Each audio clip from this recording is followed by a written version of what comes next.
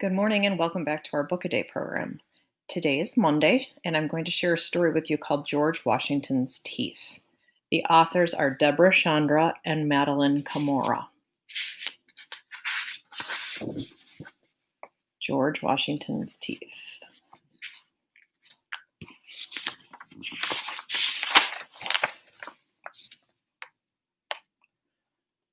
All of his life, George Washington had problems with his teeth and worked hard to save them.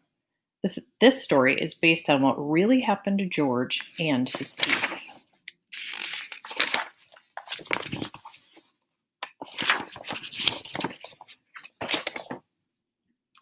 The Revolutionary War, George hoped, would soon be won, but another battle with his teeth had only just begun. George Washington rushed into town. The dentist heard his shouts. "Hold still," he said, then gave a yank. A rotten tooth popped out.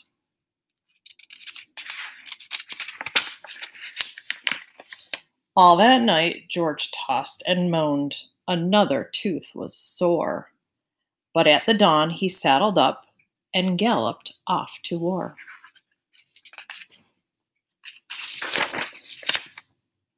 George reached New York as British ships invaded every port. Preparing for a fierce attack, his soldiers built a fort.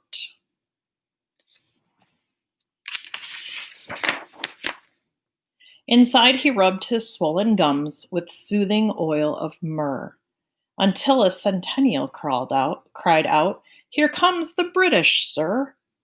Charging on the field, George thought, "There's something in my mouth." He spat into his handkerchief. Another tooth came out. "This can't be happening," George gasped. "What if someone should see? If word got out I'm losing teeth, my men would laugh at me." While no one looked, he wrote a note his dentist would receive. "Please come," it said. "I'll need your help when I get home on leave."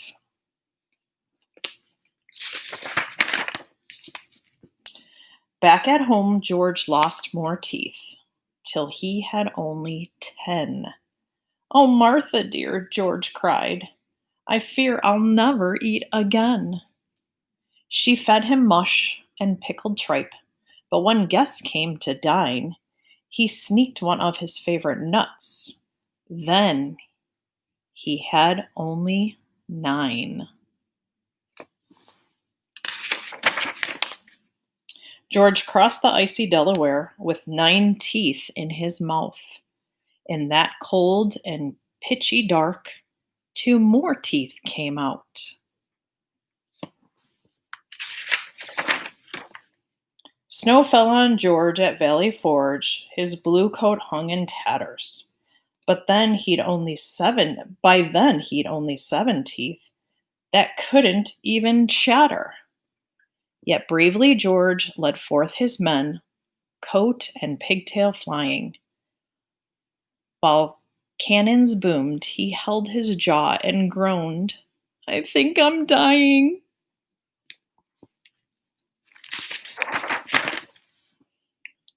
The redcoats fled. George won the war.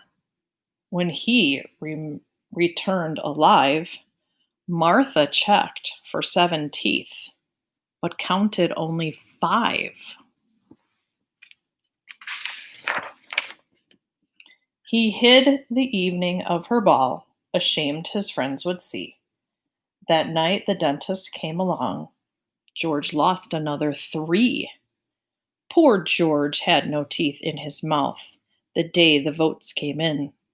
The people had a president, but one afraid to grin.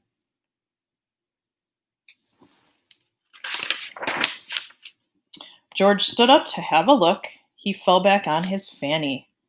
"It doesn't look like me," he roared. "It looks like Martha's granny." Oops, I'm sorry. I skipped a part at the top. Let's rewind that.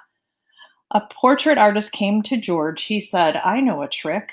I'll pad your mouth with cotton balls to puff your sunken lips." George stood up to have a look. He fell back on his fanny. It doesn't look like me, he roared. It looks like Martha's granny. He yanked the cotton from his mouth, then gasped, What have I done? The cotton held a rotten tooth. Now George had only one. George still had that tooth that night. A knock came at the door.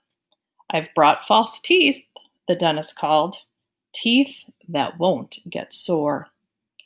George put them in, but when he smiled, springs snapped against his tongue.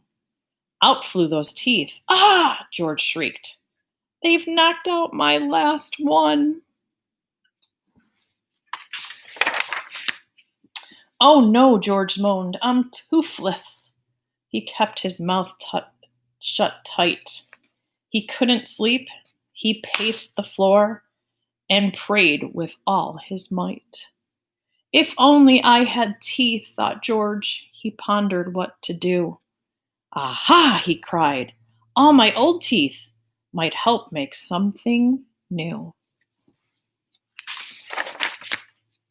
He searched Mount Vernon's bedchambers, the pantry, parlors, halls, through shelves, desk drawers, and the musty floor of every horse's stall.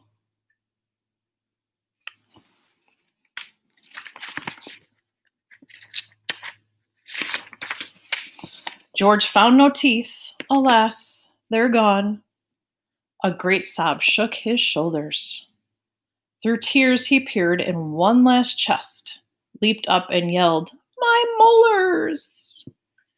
With plaster and those teeth he found, George poured a sample mold that showed the dentist how to make false teeth George hoped would hold.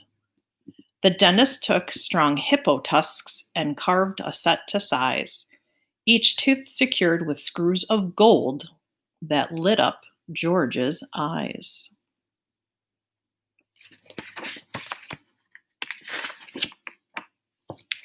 Can you guess the story's end?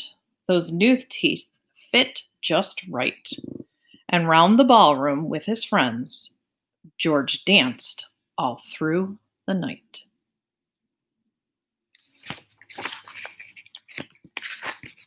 Excuse me.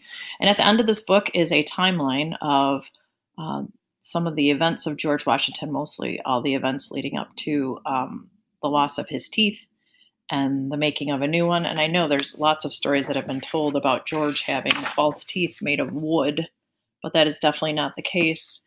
One of the captions here one of the spots on the timeline says, throughout his life, George had many sets of false teeth made from different materials, hippopotamus, walrus, and elephant ivory, and cow, elk, and human teeth, but he never had a set of wooden teeth. The very last denture Dr. Greenwood made for him was a partial set, which George was wearing when he died. So they were mostly made from different animal tusks or the ivory of the animals, and then they were screwed onto a gold plate using gold screws as well. So that is the story of George Washington's teeth, based on the facts of his real life. And if you're interested in learning more, do some research today. Go online, or maybe you can get a book out of your library. I know libraries are doing pickups. The libraries aren't open, but I think you can order a book and pick up. So if you're interested, maybe you can do some more reading on George Washington's teeth and learn some more about him. All right, have a wonderful day, and we'll see you tomorrow for another book.